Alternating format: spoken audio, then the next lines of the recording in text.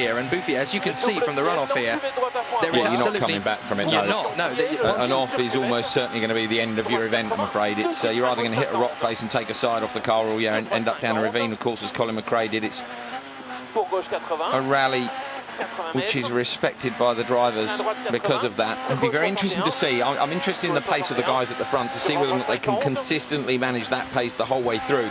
You know, are we seeing a sensible approach from people like Delacour, Sarazan and Kopecky, maybe even Bouffier? You know, are Breen and Kubica a bit too quick, or are we going to see that the other guys have started too slowly? It's a very good point. Remember, of course, that it's a two-day rally, and it certainly isn't a one-stage sprint. It's all about pacing yourself. You may be down 15 seconds or so by the first stage, but that could be a winning pace come the end of the rally, especially when the conditions are changeable and when the strategy can play into other drivers' hands. Here's another local driver, Jeremy Ancien, one of the new drivers for 2013. He was the Volant champion last year. This is his maiden season in the European Rally Championship, and he was 5th last time out at Azores, so you can't count him out of a fight either. And of course, he is the teammate to Craig Breen. Santalot run car, big opportunity for the young driver. As you say, you mentioned he won the Cup last year. That was the 207 Cup in France. Peugeot, of course, running one-make championships for a number of years now, 106, 206, 207. And as a result of that, has ended up in the sister academy car to Breen. When you win a championship like that, that really is a total demonstration of how good a driver you are, because the equipment is absolutely equal. Very much, and traditionally has been extremely fast as a championship, the Peugeot one, because the prize is so good. You know, it's over the years, many works drivers have been launched by Peugeot one-make championships. So everybody's trying very, very hard indeed. Not cheap either, but certainly a hell of a lot cheaper than these S2000 cars are to run. So he'll be hoping to show well this year.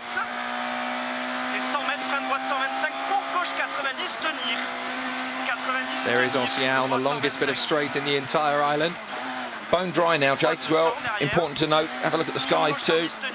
Standing water this morning, must have had rain overnight in Corsica, but certainly doesn't look like we're going to see that now. Only a 20% chance of rain we saw in the graphic at the top of the show. And around 20 degrees C, bearing in mind it's not in the hottest part of the day yet. In terms of tyre choice, we've got a new rule on tyres this weekend. They can either take soft, hard or wet. Nobody has had a test on the wet tyres yet. Every time they've tried to test them, apparently it's been dry. So if it does rain, it'll be interesting to see who gets on well with it. They're also now not allowed to cut the tyres, and normally they introduce rules like that to bring the cost down overall. Tyre choice is a mixture between softs and hards as to who's taken what. Ancien has 6 softs. He's the only person to have done that. So 4 softs on the car and 2 softs in the boot as spares. You can take 1 or 2 spares depending on how confident you're feeling. First shot there of Kubica over on the right hand side. Kubica, in terms of tyres, he has 4 soft and 2 hard. But here we are, let's get on board with the man that everybody is talking about in rallying at the minute. Super quick, he's got to make it to the finish. 60, lewy 6 median, 80, lewy 6 50, prawy 5 plus, 60 i widać, prawy 4 median. This is the man Formula One fans wanted to see. It's an incredible story. Robert Kubica, the first Polish driver ever to win a Formula One race, as Kopecky crosses the line in 15 minutes and 26.4. So that's a good benchmark for the rest of the field. Look back to Kubica, Canadian Grand Prix winner in... It's not Kubica. Oh, it's not Kubica, my apologies. It's right, S2000 car, French notes, just trying to figure out who it might be. We've got plenty of them in the top 10. It could well be Ancien, it could be Bouffier, possibly even Delacour. Much narrower section of the stage here, but let's get down to the finish. Julian Porter is down there, and hopefully we'll be able to hear what Kopecky thinks about that.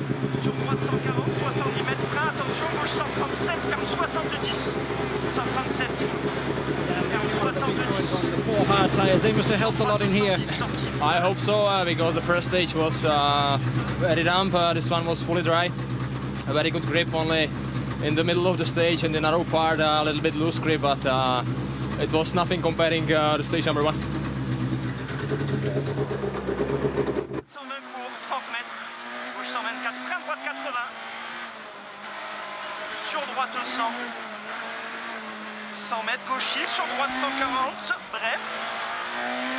Well, we're watching Kubica, but that's certainly not his co-driver who's talking, as that's French. That's certainly not Polish.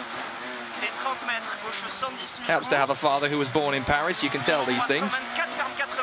But Kubica, Formula One driver extraordinaire, one of the finds of the 21st century. And then on that fateful day on the Ronda di Andorra rally in 2011, his Formula One career was cut short, for the time being at least. Rather nasty injuries he picked up, of course, that had put him out of the 2011 and 12 campaigns, but he is determined to get back. This is a man who is no slouch. As a circuit driver and a rally driver, he was the World Series by Renault champion in 2005, twice vice champion in the Macau Grand Prix. Breen crosses the line. Plus .00, it's saying. I don't remember Kopecki's time. I don't think it was very close, but I don't think it was a lot of difference. That's what I thought. I don't think there's much in between it. I'll try and get a timing screen up so we can confirm that for you. So Breen comes through in 15 minutes and 23 seconds. That's a good time for him. That should more than easily keep him in the lead of the rally for the time being. But for those of you who are trying to figure out just how good Robert Kubica is in rallying, well, he's actually one of the best finds. We're going to go down to Gillian Porter, who's going to find Craig Breen after a very successful SS2.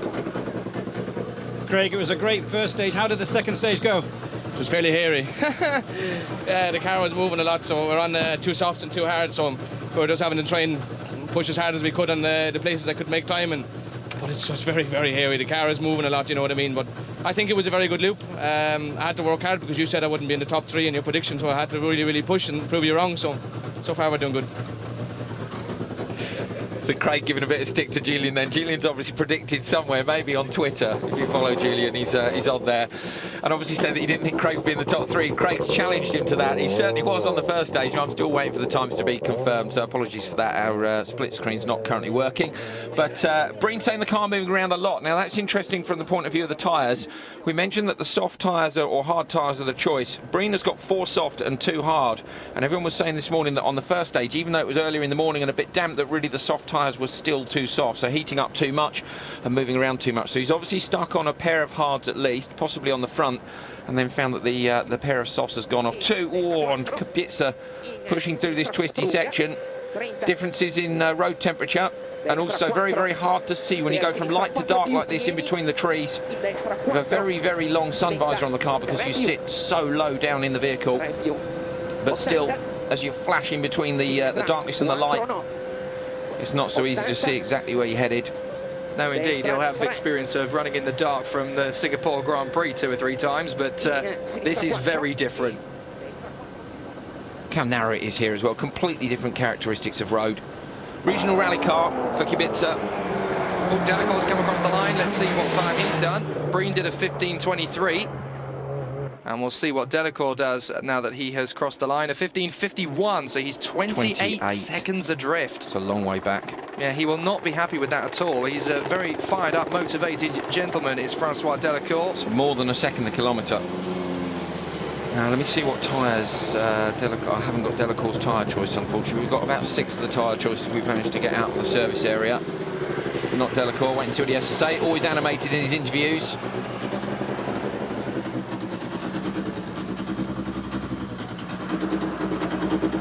Struggling to get the hands device off in the confines of the car. Francois, the soft tyre is lovely and sunny. It's maybe not the best decision in this stage.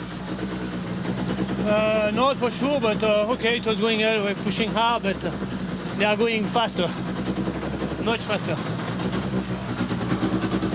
Okay, so no excuses. Basically, he says they're pushing hard, they're going faster, much faster, and he's right. So maybe if he is on the soft tyres, which I think Julian's hinting at there,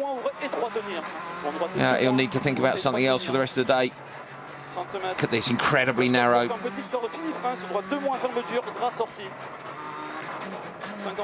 On board now with Stéphane Sarrazin, one of the most versatile racing drivers on the planet, and that is not an exaggerated statement. He was a Brazilian Grand Prix competitor in 1999 with Minardi, In the same year, he was in Formula 3000,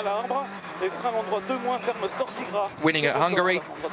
He has been the vice champion at Le Mans 2007 and 2009, all with Peugeot. Third in 2011 for them as well.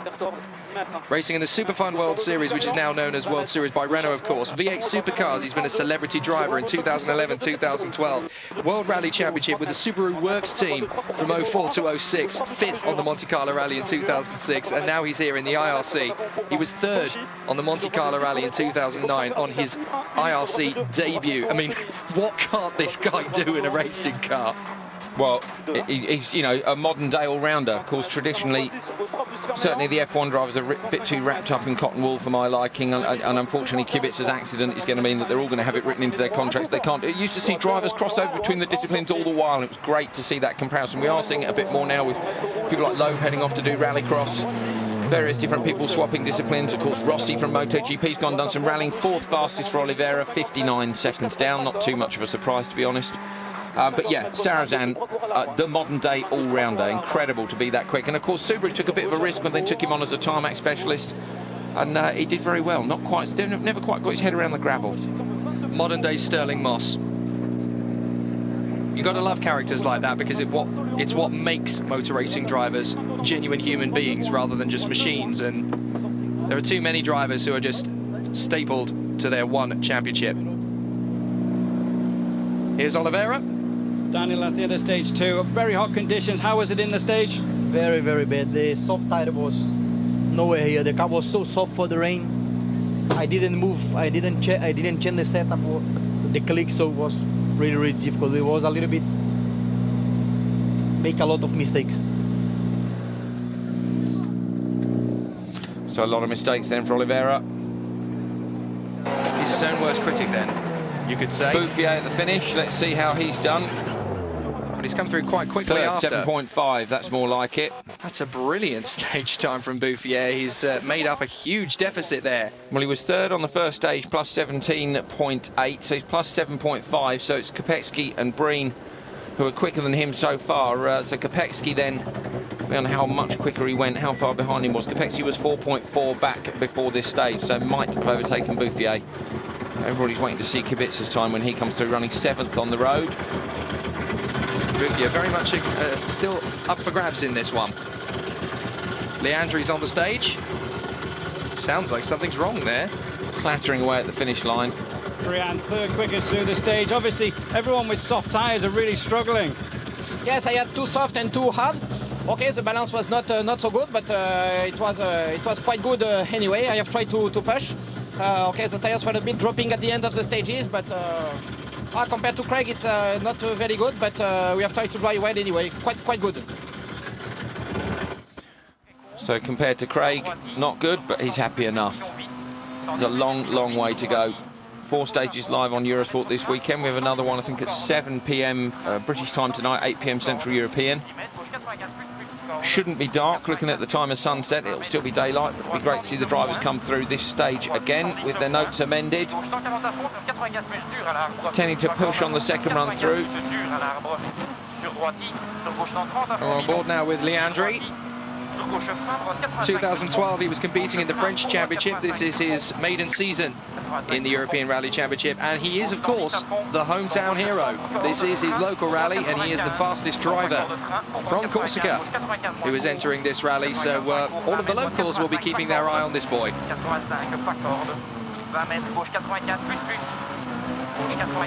15th in Canarias, beaten by some of the locals. He was 8th of the ERC runners. He's got a little way to go to get on the pace of the top guys. But for a first season, he's definitely showing his hand. He's certainly no slouch, is he? No, I mean, none of these guys are, you know, and don't get me wrong, driving an S2000 car flat out around Corsica is a challenge for any driver.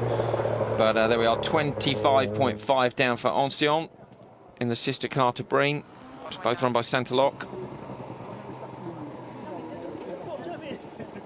He has a lot of positives to take out of that. Of course, he's not quite going to be on the pace of Breen, his teammate, because Breen is vastly more experienced by comparison, but that's actually not too bad a time at all, even for one stage when it's such a demanding event as Corsica. It's the first time he's ever been here, So he's actually keeping good pace with the front runners. A lot of other drivers might have crashed by this point, but he hasn't. He's kept it bolted to the ground, and he's done all right. Let's see how he tells it to Julian. Jeremy, obviously with the problem with the puncture in stage 1, you have to be careful in this stage. Yes, in the first stage I had a puncture, but in this stage I was fully soft tire.